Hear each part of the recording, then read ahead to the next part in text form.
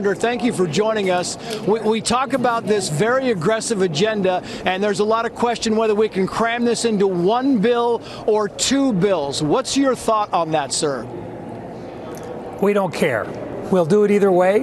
Right now, the whole program is to be together, to build the team, and to get the job done. One way or another, we're going to get it done. We know how important this is to the American people. This is not only a continuation of tax policy from the president's previous administration, to where people will not have a huge tax increase at the end of the year, but along with that, we made a commitment that we would get the border under control, and that means literally as a team up here, Republicans, both the House and the Senate, and hopefully with some of our Democrat colleagues as well, actually creating a border defense that works. And along with that, building our defensive capabilities as well, opening up our energy resources once again, and bringing in some additional revenue as well.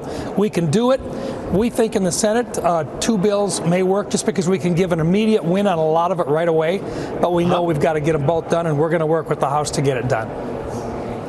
So you think it might slow it down if you cram it all into one bill? You mentioned the immigration and you mentioned taxes. Anything else on your wish list? Anything else you believe should be in that first bill if it is a two-bill situation? The most important part is to get our economy going again, and that means more energy resources being made available, but it also means creating that strong defensive posture so that the rest of the world takes note of the fact that we're very serious about defending our country, but also speaking from a position of strength for the President of the United States in the future. Do you anticipate, Senator, that the President-elect is going to try to compel very quick confirmation of his cabinet members? He won't have to try to compel, because we want the same thing. We're all on the same team. We want to get those individuals across the finish line as quickly as possible. We're working our way through it right now. We're having our hearings beginning next week before the inauguration. We hope to have a number of those individuals ready on day one for a final passage through the United States Senate.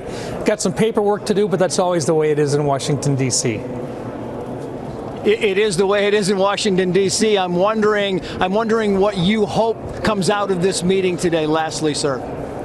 Well, first of all, it's a team-building effort, and it's one of we want to hear from the President what he wants to get done, the priorities that he has, a reaffirmation that it will be rebuilding this economy, getting inflation under control, developing our energy resources once again as quickly as we possibly can, but also reestablishing for the rest of the world the fact that we're here, we're not going anyplace, and that when we do negotiate with other countries, we'll be doing it from a position of strength.